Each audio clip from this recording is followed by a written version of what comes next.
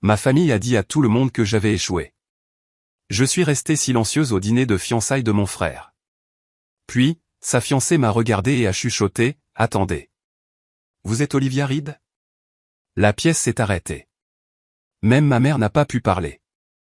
Ils ont dit à tout le monde que j'avais abandonné, que j'avais renoncé à quelque chose de grand pour courir après quelque chose de petit. Ils ont arrêté de poser des questions. Ils ont commencé à raconter mon histoire à ma place. Mais la vérité n'a jamais été bruyante, elle attendait juste le bon moment pour s'exprimer. Si vous croyez à la force tranquille, aux histoires qui grandissent lentement mais frappent fort, abonnez-vous à la chaîne, car parfois les voyages les plus puissants sont ceux que personne n'a vu venir. Je m'appelle Olivia Reed, j'ai 31 ans, j'habite dans un petit appartement au-dessus d'une librairie à Seattle. Je me fais mon propre café, je paie mes propres factures, et apparemment, je suis toujours la déception de la famille.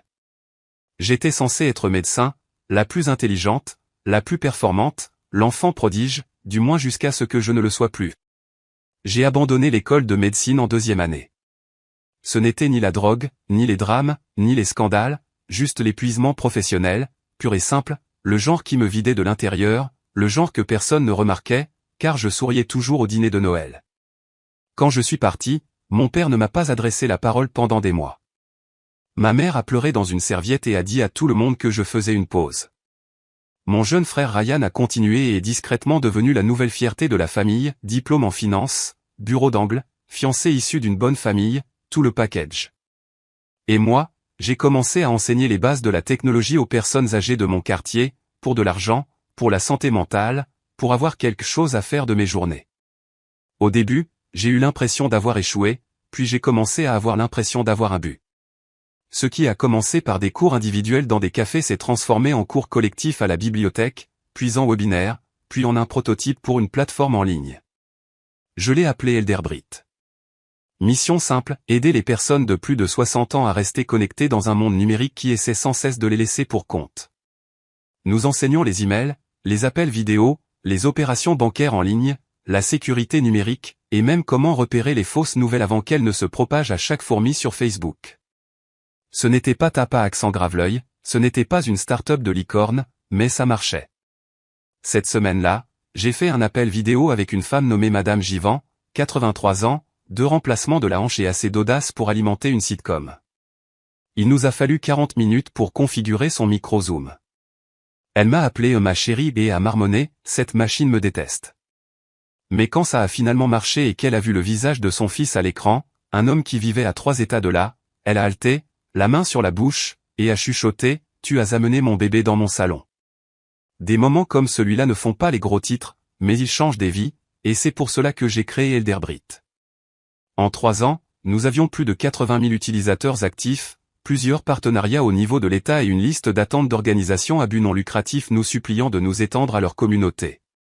Nous changions des vies, un tutoriel patient à la fois. Mais pour ma famille, je faisais une sorte de cours en ligne. Ils n'ont jamais demandé comment ça se passait, ils n'ont jamais dit qu'ils étaient fiers. À leurs yeux, j'avais quitté le sentier doré et erré dans les bois. Peu importait que j'ai construit le sentier moi-même et que j'ai éclairé le chemin pour que d'autres le suivent. Le mois dernier, au dîner du dimanche, ma mère a servi du roast beef et a dit nonchalamment à la fiancée de Ryan, Ryan a toujours été celui qui se concentrait. Olivia, eh bien, elle est plus d'un esprit libre. J'ai souri poliment, coupé mes carottes, je n'ai rien dit, car c'est ce que font les déceptions, nous restons silencieux, nous restons polis, nous restons invisibles. Mais quelque chose était sur le point de changer, et tout commencerait par un nom que je n'avais pas entendu depuis des années, prononcé par quelqu'un qui n'avait aucune idée de qui j'étais vraiment, pas encore. L'ironie était toujours aiguë, je pouvais construire une plateforme pour que des milliers d'étrangers se sentent vus, mais je ne pouvais pas amener ma propre famille à me poser une seule vraie question. Chez Elderbrit, nous étions en train de faire une mise à jour majeure, en remaniant notre expérience d'intégration pour la rendre encore plus simple pour les utilisateurs plus âgés qui n'avaient jamais touché un clavier.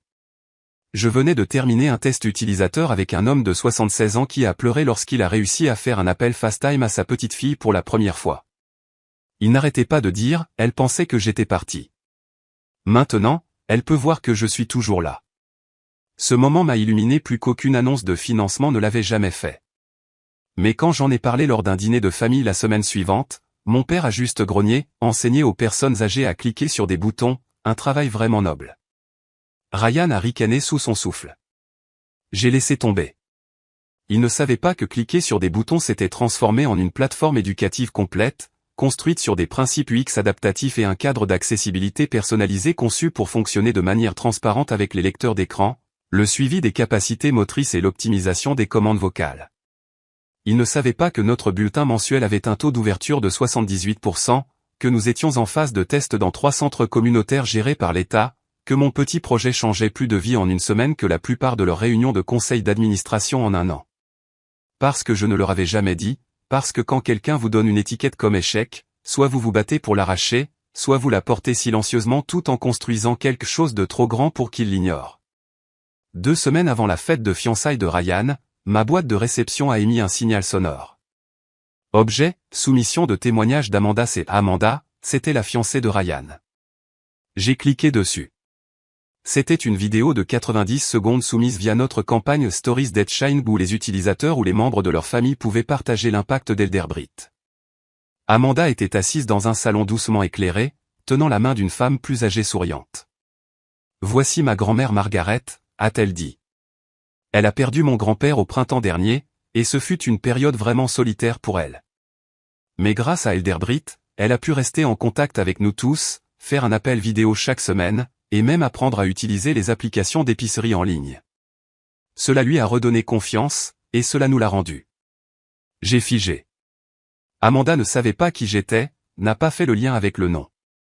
Elle connaissait juste Elderbrit. Elle a regardé la vidéo 2 fois, puis une 3e fois. Sa grand-mère a regardé directement la caméra à la fin et a dit « Merci Olivia, vous m'avez aidé à me sentir humaine à nouveau. » Cette nuit-là, ma mère a appelé « N'oubliez pas que le dîner de fiançailles est samedi, nous voulons que tout soit parfait. » Je ne savais pas si je devais venir. J'ai dit « Pourquoi ne viendrais-tu pas ?» Elle a demandé, bien que la question soit sortie trop vite. « Parce que je ne suis pas sûr d'y avoir ma place. » Un bref silence, puis « Ne parle pas trop de ton truc de site web, d'accord ?» La famille d'Amanda est très professionnelle, des types de l'Ivy League. J'ai failli rire. Compris, ai-je dit. Pas de mention des boutons. Elle n'a pas compris le sarcasme. J'ai raccroché et j'ai regardé par la fenêtre de mon appartement, observant les lumières de Seattle clignoter dans la pluie. Ma mère n'avait aucune idée que la fiancée de son fils m'avait remercié publiquement, avec émotion, d'avoir donné à sa grand-mère un moyen de se sentir connectée à nouveau, et je n'avais pas l'intention d'en dire un mot, pas encore, car parfois, il est préférable de laisser la vérité se présenter. La semaine de la fête de fiançailles, je n'ai pas touché le carton de réponse. Je savais qu'il s'attendait à ce que je me présente, que je souris poliment et que je reste dans le coin comme une photographie décolorée, toujours la mais facile à négliger. Je me suis dit que j'irais pour Amanda, pour la grand-mère qui avait dit que je lui avais redonné le sentiment d'être humaine, et non pour ma famille. Lors d'un barbecue chez des cousins une semaine avant la fête, quelqu'un m'a demandé « Alors, tu fais toujours ton petit truc sur Internet ?» J'ai souri, hoché la tête, me suis mordu la langue. Ma mère, debout juste là, n'a pas corrigé les gens, n'a pas dit que j'avais du personnel, des utilisateurs ou des subventions. Elle leur a simplement offert plus de salade de pommes de terre, et je suis resté là, tenant une assiette en papier, faisant semblant de ne pas rétrécir. Plus jamais, pour eux. Au bureau, nous finalisions un partenariat avec le système de bibliothèque de l'État de Washington. Elderbrit serait mis à l'essai dans 12 antennes rurales, des endroits où les personnes âgées avaient plus de chèvres que de haut débit. C'était un vrai travail percutant. Pendant ce temps, à la maison, ma mère choisissait les couleurs des serviettes et m'envoyait par email des références de photos pour des robes appropriées avec la mention « pas de noir, pas de tailleur pantalon ». Quelque chose de féminin cette fois. J'ai regardé le message comme s'il avait des dents. Ma mère aimait le contrôle, surtout sur les femmes qui refusaient d'être contrôlées. Vendredi, la veille de la fête, je me suis arrêté dans un café local pour rencontrer notre nouvelle stagiaire, une jeune codeuse nommée Jamie. Elle avait 19 ans, était brillante et posait beaucoup de questions sur l'UX pour les populations vieillissantes. Pendant que nous discutions, une femme de la table d'à accent grave côté s'est penchée et a dit « Je suis désolé de vous interrompre, mais êtes-vous Olivia Reed ?» D'Elderbrit ? J'ai cligné des yeux. Oui. Oh mon Dieu, a-t-elle dit en souriant. Mon père utilise votre plateforme depuis des mois. Il m'envoie des mèmes maintenant. Des mèmes? Je ne savais même pas qu'il savait ce qu'était un mème. Jamie m'a regardé comme si j'avais une cape. Vous ne m'avez pas dit que les gens vous reconnaissaient? Ils ne le font généralement pas, ai-je dit. Mais la vérité, c'est que ça commençait, plus de mais, plus de témoignages, une invitation à un podcast, un buzz discret en dehors du regard étroit de ma famille. Je n'étais pas invisible, j'étais en train d'émerger. Cette nuit-là, je n'arrivais pas à dormir. Je n'arrêtais pas de repasser la vidéo d'Amanda dans ma tête, la façon dont elle regardait sa grand-mère, la sincérité dans sa voix. Elle ne me connaissait pas personnellement, mais elle avait fait confiance à quelque chose que j'avais construit, quelque chose né de la douleur, de l'échec et de la réinvention, et cette confiance, c'était pur, gagné, indéniable, contrairement à l'amour que j'essayais constamment de gagner auprès de personnes qui refusaient de me voir. À 3 heures du matin, je me suis levé et j'ai sorti une robe, pas noire, pas un tailleur pantalon, une robe vert émeraude foncé, sans manches, des lignes épurées, élégante et simple. La mienne. J'ai mis la vidéo de témoignage d'Amanda sur une clé USB, non pas pour la montrer, juste pour porter un rappel silencieux que parfois les ondes que nous créons vont plus loin que nous ne l'imaginons, atteignant des personnes que nous n'avons jamais rencontrées et ramenant celles qui pensaient que nous avions disparu. Le restaurant était en verre et en or, le genre d'endroit où l'éclairage était tamisé à dessein et où le pain était servi avec du beurre de truffe. Je suis arrivé 10 minutes plus tôt, comme je le fais toujours. Ma mère a eu l'air surprise quand elle m'a vu. « Oh, tu es venu ? Tu me l'as demandé, ai-je dit simplement. Eh bien, j'en suis heureuse. Elle ne l'était pas, je pouvais le voir dans ses yeux, le sourire forcé, le regard jeté sur ma robe comme si elle était d'une nuance trop audacieuse, d'un pouce trop provocante. J'ai pris place près du bout de la table, suffisamment loin pour être flou, comme ils aimaient que ce soit. Ryan et Amanda sont arrivés 15 minutes plus tard, rayonnants. Amanda a embrassé tout le monde, y compris moi. Elle n'a pas dit grand-chose, ne m'a pas encore reconnu, pas comme ça. La soirée s'est déroulée avec des discours et des toasts au champagne. Le patron de Ryan s'est levé pour dire quelque chose qui semblait coûteux. Le père d'Amanda a parlé d'héritage et de loyauté. J'ai simplement hoché la tête, de nouveau invisible, jusqu'au dessert, jusqu'à ce qu'Amanda se penche avec désinvolture, les yeux plissés de curiosité. J'ai l'intention de vous le demander, Olivia, qu'est-ce que vous faites encore? La pièce est restée silencieuse. Ma mère s'est raidie. J'ai pris une gorgée d'eau. J'ai une plateforme pour l'alphabétisation numérique des adultes plus âgés. Attendez, comme des cours en ligne. Plutôt des systèmes adaptatifs pour un engagement à long terme. Nous nous spécialisons dans l'accessibilité, le texte, les lecteurs d'écran, les grands caractères, la navigation, la saisie vocale. Amanda a cligné des yeux. Comment ça s'appelle? Elderbrit. Elle m'a fixé, les yeux écarquillés. Non, pas possible. Vous êtes Elderbrit? J'ai fait un léger signe de tête. Je l'ai fondé. Sa main a couvert sa bouche. Elle a regardé Ryan, puis est revenue vers moi. Vous êtes l'Olivia Reed? Comme dans la fondatrice, le visage de la campagne Stories That Shine d'Elderbrit? Maintenant, la pièce n'écoutait plus seulement, elle avait cessé de respirer. La fourchette de ma mère s'est arrêtée en l'air. Mon grand-mère Margaret l'utilisait tous les jours jusqu'à son décès. Vous l'avez aidé à faire des appels vidéo à notre famille tous les dimanches. Vous lui avez donné plus de temps avec elle. J'ai soumis une vidéo à votre campagne. J'ai souri doucement. Je sais. Je l'ai vu. Cela signifiait beaucoup. Amanda s'est levée. Pourquoi n'avez-vous rien dit? J'ai haussé les épaules. Ce n'était pas le bon moment. Elle s'est tournée vers la table. Je ne crois pas que vous compreniez tous, cette femme a créé un programme national à partir de rien. Elle a été présentée sur NPR et Forbes. Elle change des vies. Tante Linda a halté. Oncle Joe s'est éclairci la gorge. Mon père a baissé les yeux sur son vin. Ma mère a ouvert la bouche, l'a refermée à nouveau. Amanda a continué. Je n'arrive pas à croire que je vous rencontre. Vous avez aidé ma famille. Ma grand-mère ne s'est jamais qualifiée d'intelligente avant d'utiliser votre site. Elle s'est assise lentement, l'air toujours stupéfaite. Ryan s'est penché vers moi. Je ne savais pas.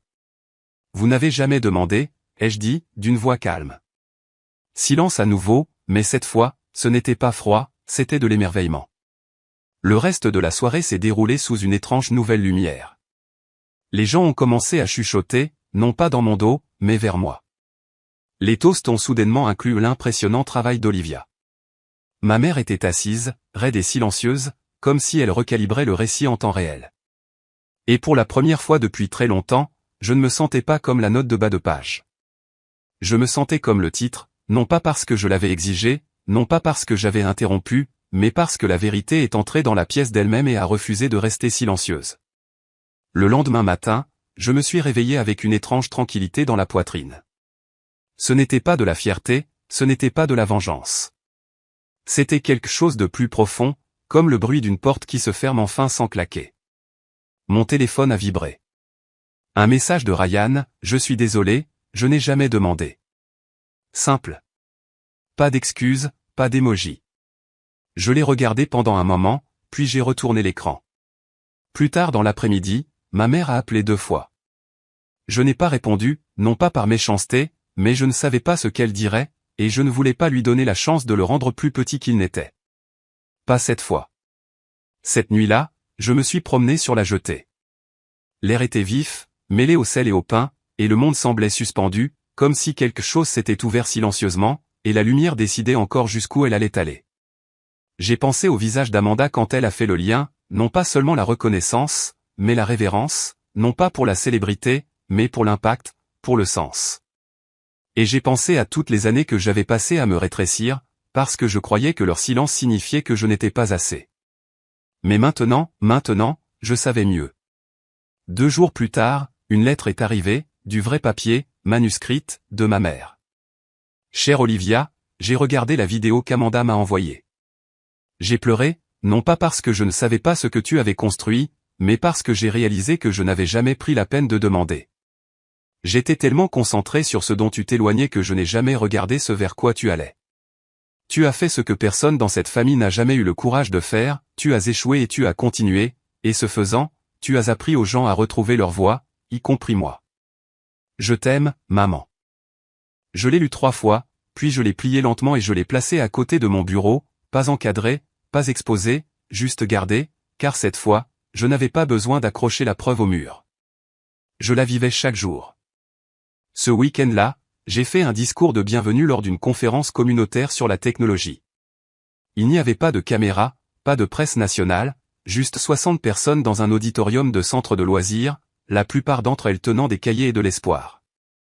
Je leur ai dit la vérité, je n'étais jamais censé être là, j'étais censé être quelqu'un d'autre, mais la vie avait d'autres projets, et j'ai cessé de les contester. Quand la salle s'est levée pour applaudir, je n'ai pas pleuré, mais j'ai souri, non pas le genre poli, mais le genre qui atteint votre colonne vertébrale, le genre qui dit « j'ai réussi », et je n'avais pas besoin de permission. 3 mois plus tard, Amanda m'a invité à déjeuner, non pas comme la sœur de Ryan, mais comme Olivia, la fondatrice, la femme qui a construit quelque chose à partir des cendres et a osé l'appeler beau. Nous nous sommes rencontrés dans un café ensoleillé de Capitol Hill. Elle était déjà assise, souriante, un carnet entrouvert à côté de son café. J'ai réfléchi, a-t-elle dit. Il y a une fondation avec laquelle je fais du bénévolat, elle finance des startups à impact social, en particulier celles dirigées par des femmes. Je leur ai montré votre travail. Elle m'a glissé le carnet, à l'intérieur, des notes, des chiffres, des liens potentiels. Si vous êtes prête à évoluer, je pense que nous pouvons aider. Je n'ai pas scié. Vous ne me devez rien. Elle a secoué la tête. Ce n'est pas une question de dette, c'est une question de croyance. Vous avez donné quelque chose à ma grand-mère que je n'aurais jamais pu donner. Je veux juste voir où d'autres votre lumière peut atteindre. Et pour une fois, j'ai laissé quelqu'un croire en moi sans broncher. Cet été-là, Elderbrit a lancé sa première campagne nationale. Nous l'avons appelé Atelier sur la dignité numérique dans les bibliothèques publiques, des centres de formation dans les centres communautaires, des programmes gratuits pour les anciens combattants et les personnes âgées défavorisées. Nous avons atteint 250 000 utilisateurs. J'ai reçu un email d'une femme de 92 ans dans le Montana, votre plateforme m'a aidé à demander un passeport en ligne. Je prends l'avion pour voir mon arrière-petite-fille le mois prochain. Je n'ai jamais pris l'avion auparavant. Merci de m'avoir donné ce premier pas. Je suis resté avec ce message pendant longtemps, non pas comme une validation, mais comme un rappel, chaque effort silencieux compte. Au mariage de Ryan et Amanda, je portais une combinaison bleu marine, personne n'a scié. Ma mère m'a présenté à ses amis comme ma fille Olivia, elle dirige un organisme à but non lucratif national. L'étiquette n'était pas parfaite, mais c'était un début. Plus tard, elle m'a tiré à part, tenant un verre de vin blanc et pleine d'émotion. Tu as toujours marché à ta façon, a-t-elle dit. J'avais l'habitude de penser que cela signifiait que tu étais perdu.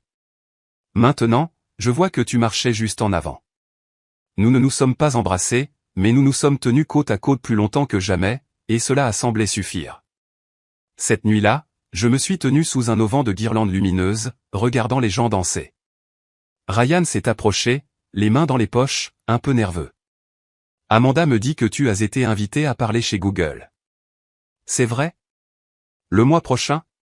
Tu vas te vanter d'être ma sœur? J'ai ri. Tu vas te vanter d'être la mienne? Il a souri. Et comme ça, l'emprise s'est desserrée. 2 semaines après le mariage, j'ai envoyé à Ryan et Amanda un petit colis.